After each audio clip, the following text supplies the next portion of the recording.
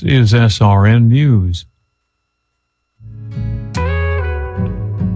A warm welcome to all of my family. You are now tuned into W.I.I.F.M. What's in it for me? The station that shows you how to be the best you that you can be, simultaneously through being better to everyone else. Him he is. That's right, I am Simeon Robinson, and I'll be your conductor on this crazy train as we learn life lessons through love.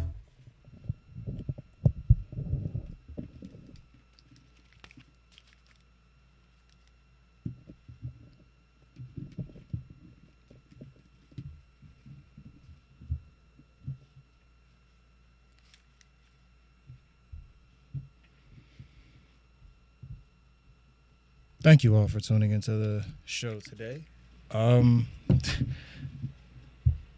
Today's message is titled Independence Can Become Resentment Part 3.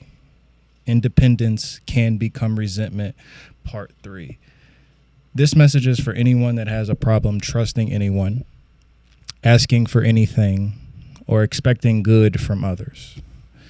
This message is for anyone that has a problem trusting anyone, asking for anything, or expecting good from others. This message is for anyone that needs to forgive themselves for always depending on yourself. For anyone that needs to forgive themselves for always depending on yourself. And I know that one is going to sound crazy, but just bear with me and it'll make sense.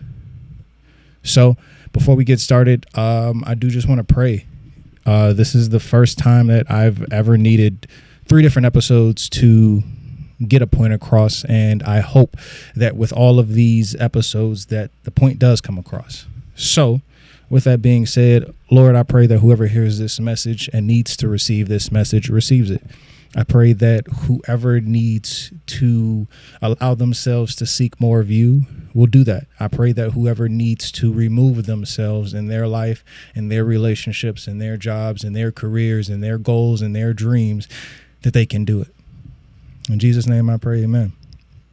Now, with that being said, let's get straight into it. Independence can become resentment. If you missed the first 2 parts, check on the YouTube. Speaking of which, at Simeon Robinson, that's SIMIEN ROBINSON. At Simeon Robinson, you'll see the first 2 parts. But let's do a speed run really quick. No one is ever truly independent. No one is ever truly independent. The definition of independence means free from outside control, not depending on another's authority. And that's the definition that most of us correlate independence with. However, there is another definition that says not depending on another for livelihood or subsistence. And this is why no one is ever truly independent, because we all depend on someone or something else at some point or at some level. So we don't want to cling to being independent, but we also don't need to be codependent in order for us to develop better interdependence. To be interdependent means 2 or more people or things depend on each other. So it's not you depending on someone, it's you and someone depending on each other. So it's not one-sided. It's a fair relationship. It's mutualism. And being codependent is an excessive emotional or psychological reliance on a partner. So it is not bad to be interdependent. It is not bad to depend on someone and have someone depend on you. However, it does become bad when you do not know when to stop, or you don't know when to have the boundaries for yourself to tell that other person that they need to stop. So let's work on that. You must forgive yourself for choosing not to depend on anyone else. You must forgive yourself for choosing not to depend on anyone else.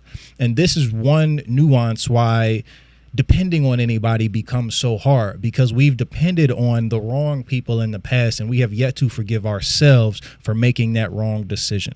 It's a lot easier to say, oh, they were not dependable. They didn't show up for me when I needed them to show up. However, the signs usually were there that they wouldn't show up in the first place. They told you about another situation or another friend that they did not show up for, and you thought it would be different for you. So we must forgive ourselves for choosing the wrong people in the past. And we must forgive ourselves for choosing not to depend on anyone now. The reason I say that is because you would rather choose a definite difficulty over a possible disappointment. That is what being independent is. You would rather choose definite difficulty over possible disappointment.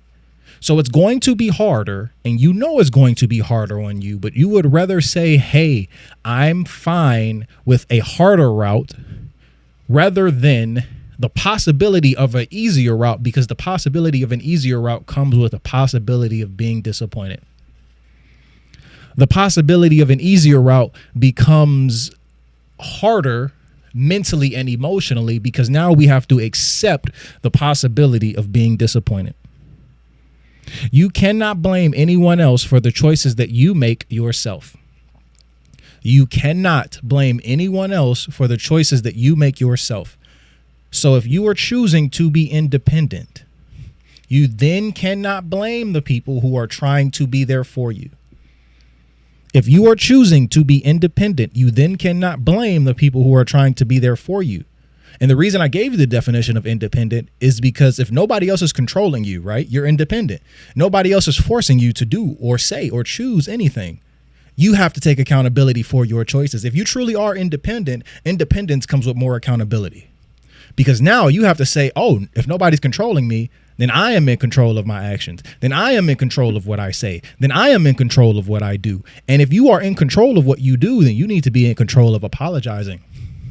You need to be in control of apologizing to the other people you did not allow to be there for you. But more importantly, you need to apologize to yourself for the choices that you have made in the past, because you did not have the experience, or you did not have the pain. You did not have the trauma. You did not know any better. Now you do, but you're still making the same decisions.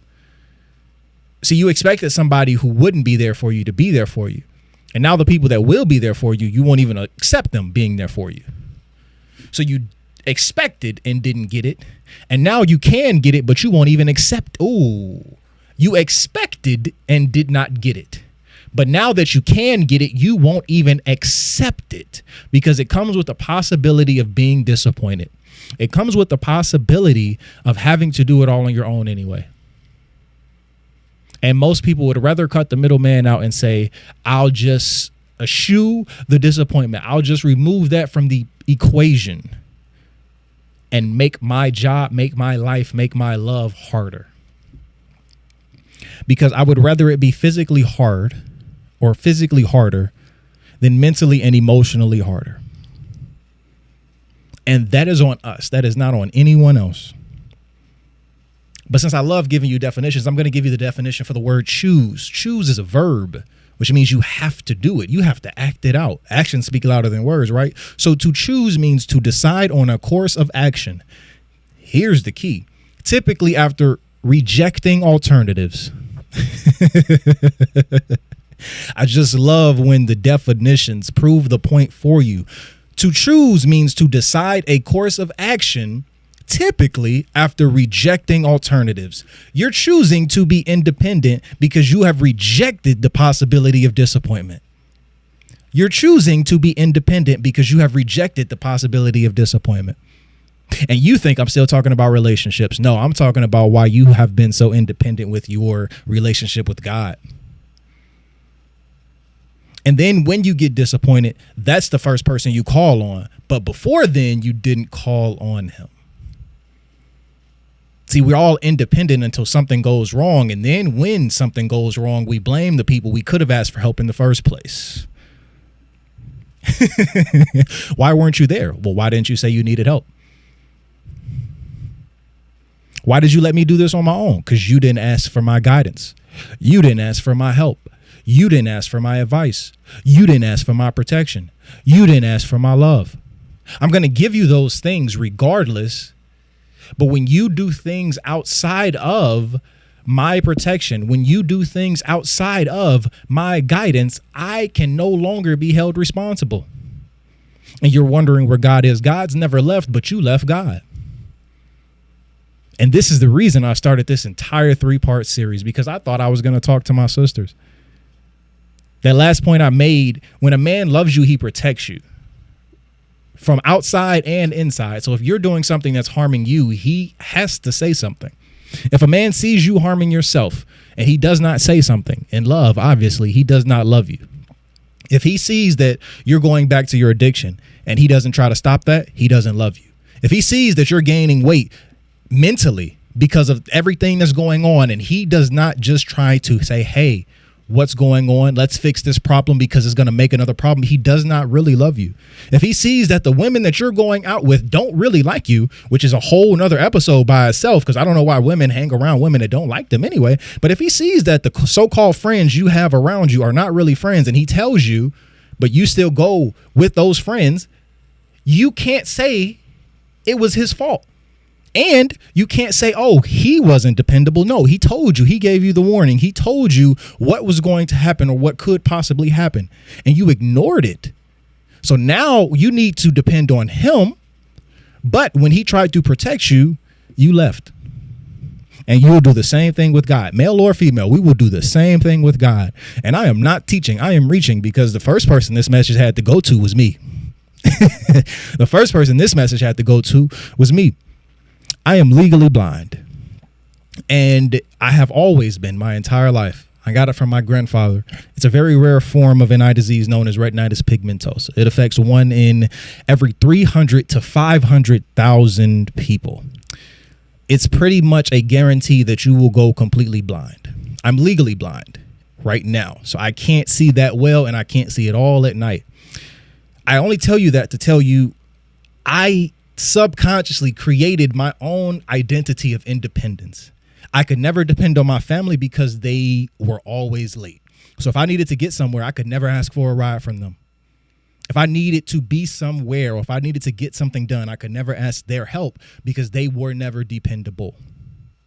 And subconsciously, that allowed me to say, hey, even if I got to wake up 2-3 hours earlier, even if I got to take 2-3 buses, even if I got to pay $40, $50, $60 just to get an Uber or a Lyft, I'd rather do that than to have the possibility of being late, than to have the possibility of being disappointed. And even after I moved away from my family, even after my family could no longer be that excuse or that hindrance, I still had that thought process in my mind. So even when people asked me to take a ride, I said, nah, I got it. But Simeon, you live in Vegas now. It's 110 degrees. Why are you doing this? No, just take the ride. It took me a minute. So until we realize that we don't need to be independent and we aren't independent, we cannot allow ourselves to even accept the fact that we can depend on people. We can depend more specifically on the people that God has put in your life. See, the reason that most people feel the need to be independent is because you depended on people that God didn't put in your life.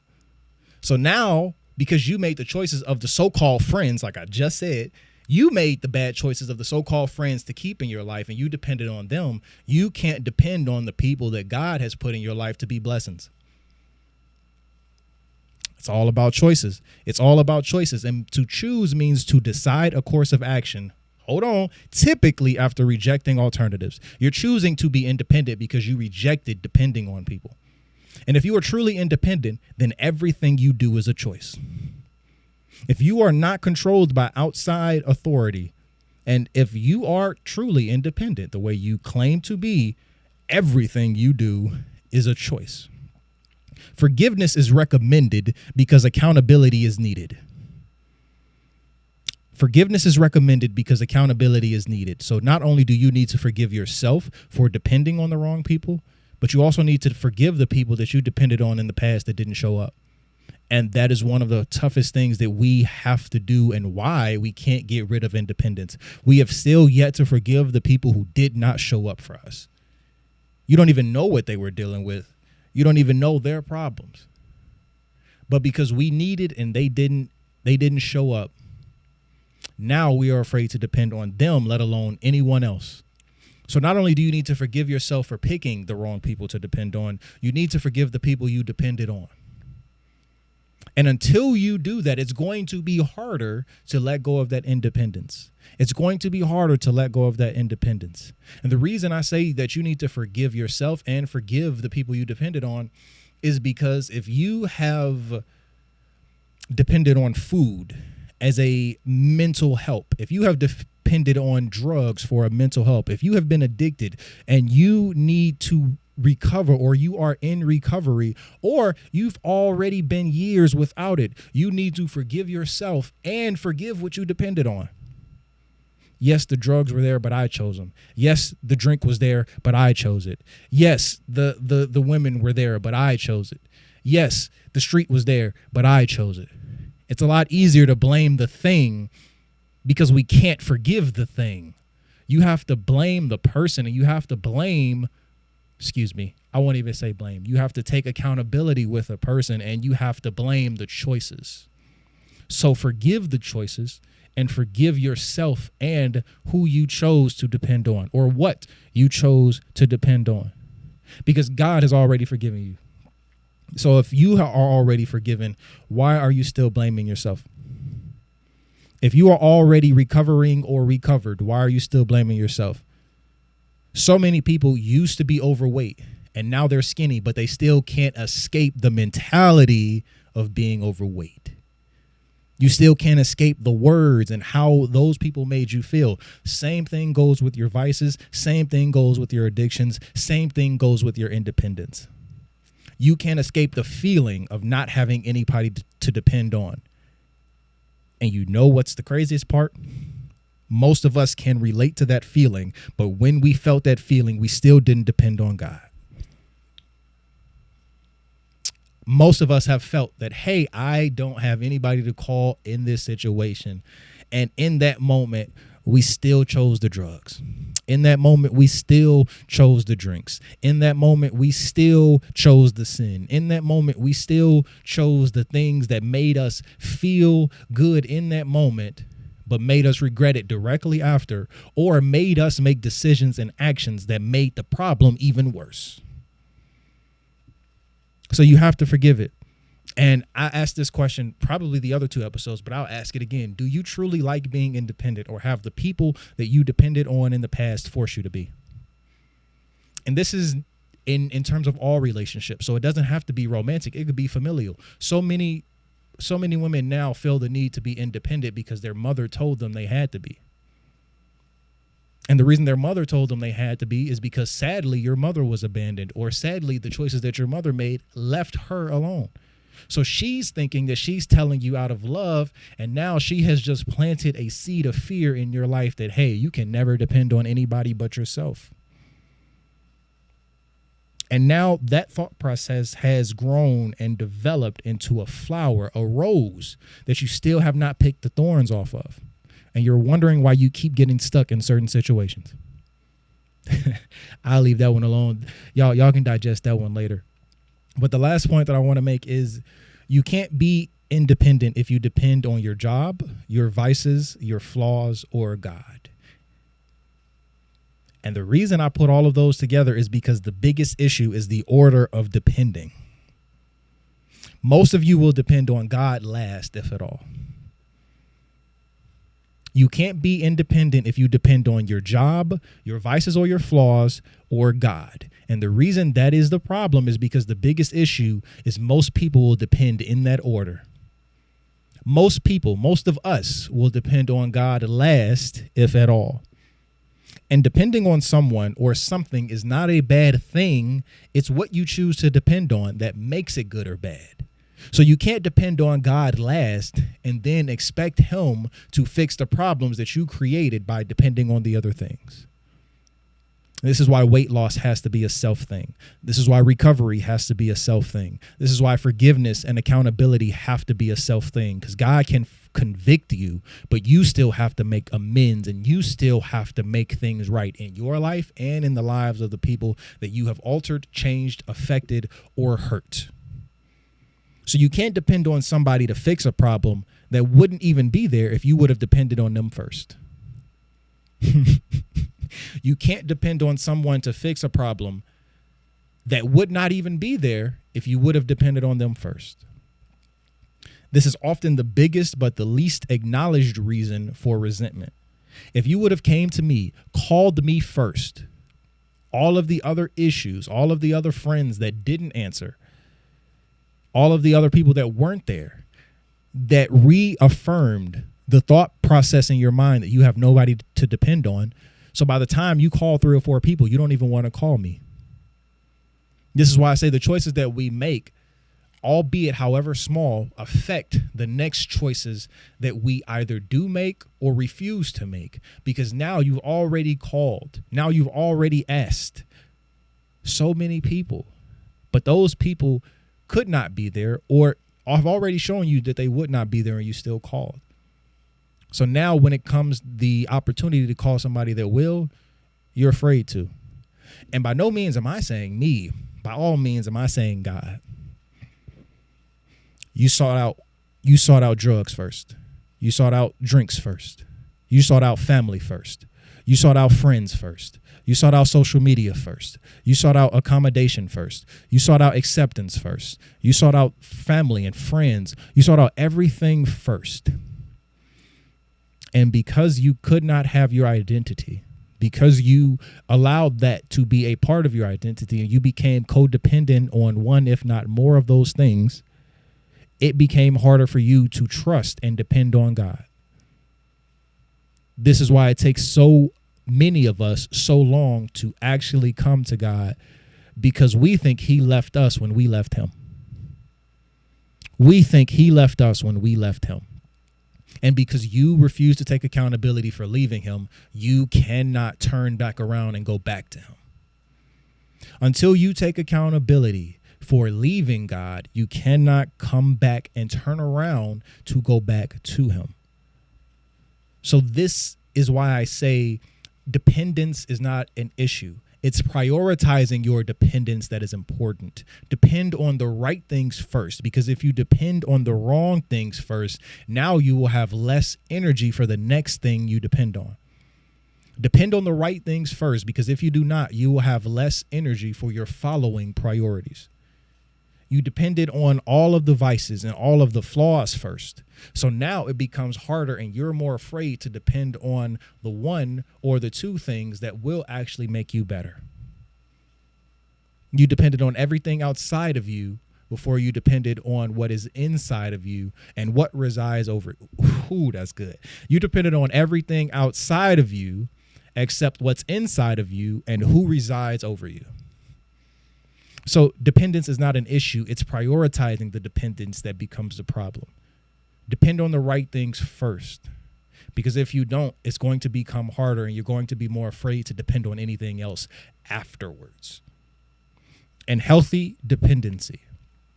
You must cultivate a balanced and meaningful relationship of interdependence. You must cultivate a balanced and meaningful relationship of interdependence.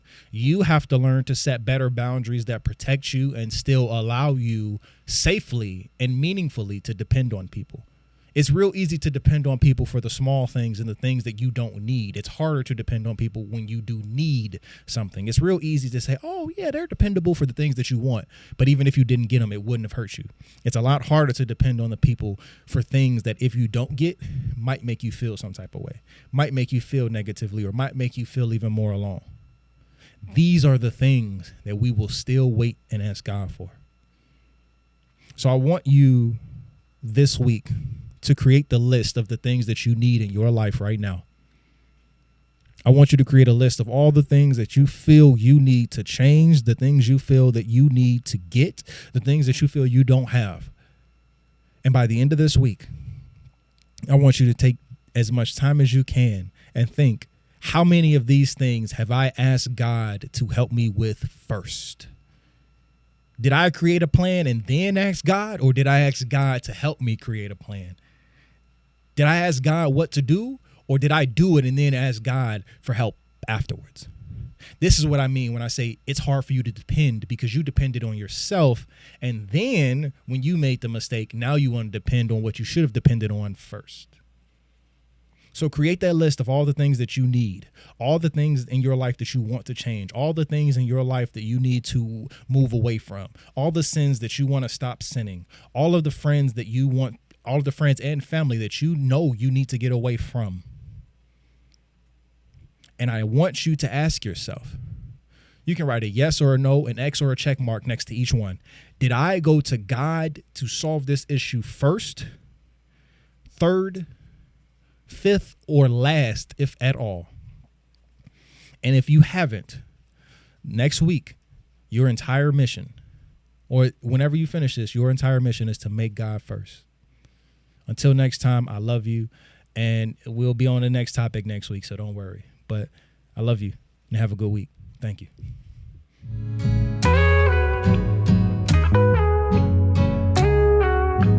I pray that this message is delivered to you. Even if it is not downloaded immediately into your spirit, I hope that you have this in the arsenal of your heart when you need it. I will be here every Friday, noon Pacific, 2 Central, 3 Eastern, to continue to give you love, information, motivation, inspiration, and everything else that I can provide. So until next time, I love you. See you later.